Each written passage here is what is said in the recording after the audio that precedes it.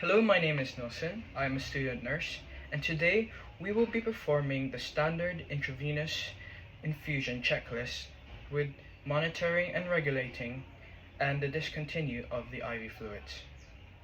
So first, we are going to start by checking our supplies. We got our intravenous fluid, cotton balls, alcohol, and adhesive, gloves, bandage scissors, a standard adult intravenous infusion set, and an IV card, which we can stick onto our intravenous fluid.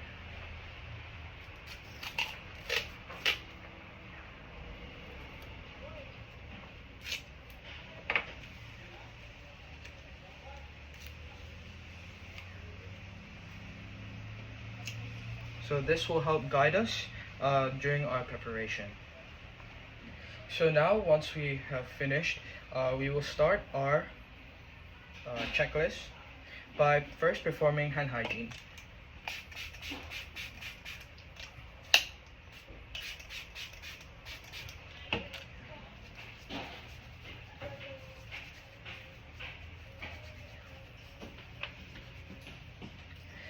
Then we're going to check the package. First, the integrity of the package to see if there's any holes or any molds. Then we're going to check for the expiration date. It says here 2026. And so now we can open.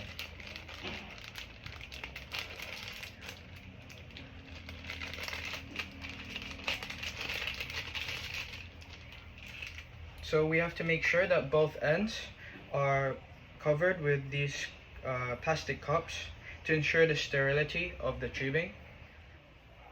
Make sure that the clamp is closed, and we can slide it just below the drip chamber.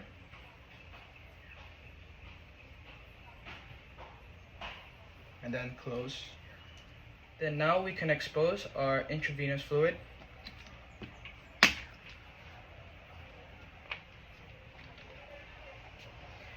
Then once that is done, carefully, then we can remove the cap of the IV spike and carefully insert it into this marking in a twisting motion.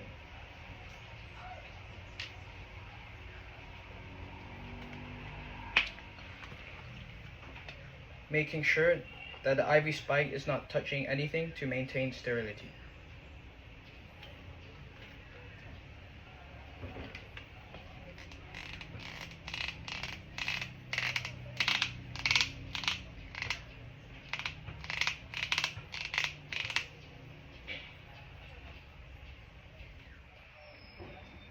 After we have inserted the IV spike into the IV fluid, we can now hang it on the IV pole.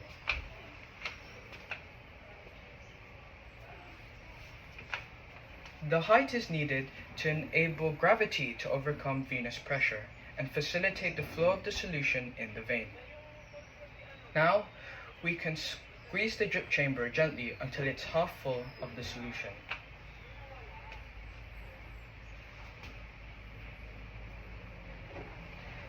This is to prevent air from moving down the tubing. Now, we can remove the protected cap from the tubing and hold the tubing over a container of the basin. This is to maintain sterility of the tubing and the cap.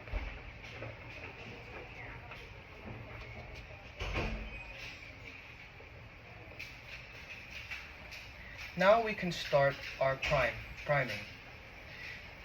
This is to prevent the introduction of air to the client. So we can slowly adjust the clamp by scrolling upwards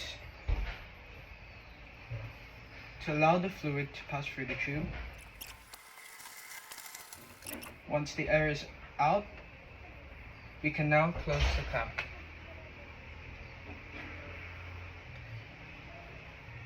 Then we can straighten out the tubing. If there is any bubbles, use our fingers to remove the air bubbles.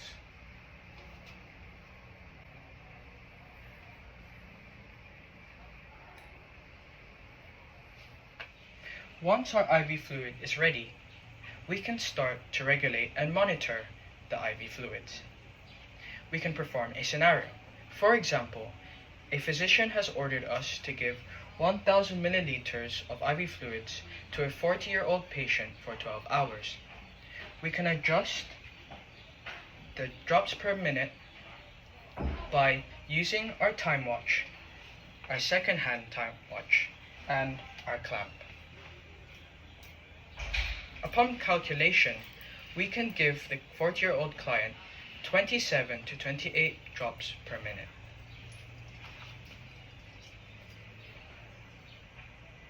Again, adjusting the clamp, moving it, scrolling upward to make the drops faster, and scrolling downward to make it slower. We can now start our regulation.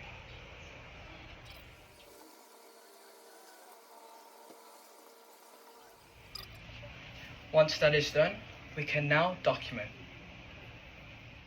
The IV fluid is now ready to be inserted into our client. Now we will be discontinuing the IV fluids. First, I will introduce myself, identify the client, verify his identity, and explain why we need to remove the IV fluids. Hello, my name is Nelson. I'm a student nurse. May I verify your name, please? Elvin Toledo. Okay, Elvin, I'll be removing your IV fluids because your doctor has ordered to do so. So first, we need to make sure that the clamp is closed. Then, perform hand hygiene.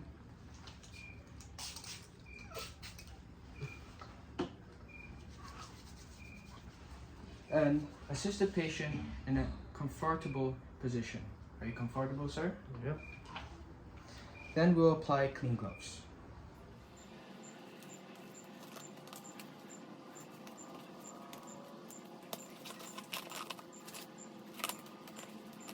Then we will expose the IV site, and we can remove the tape. We can moisten the cotton swabs to moisten the tape so it can be removed easily.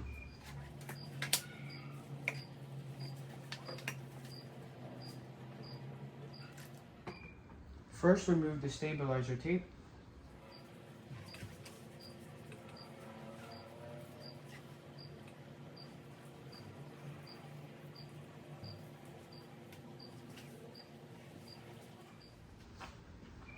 Then, remove the main area of the tape.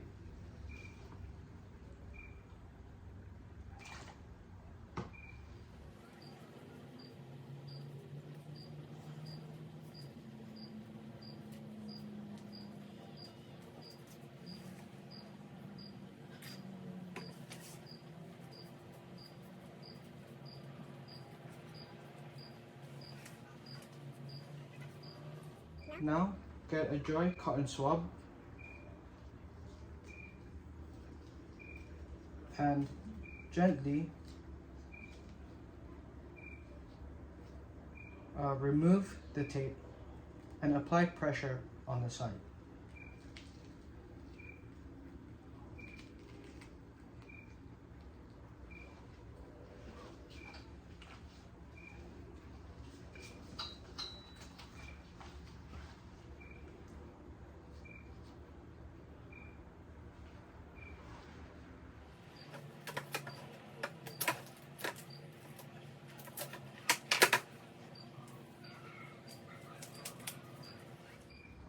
Now, once that is done,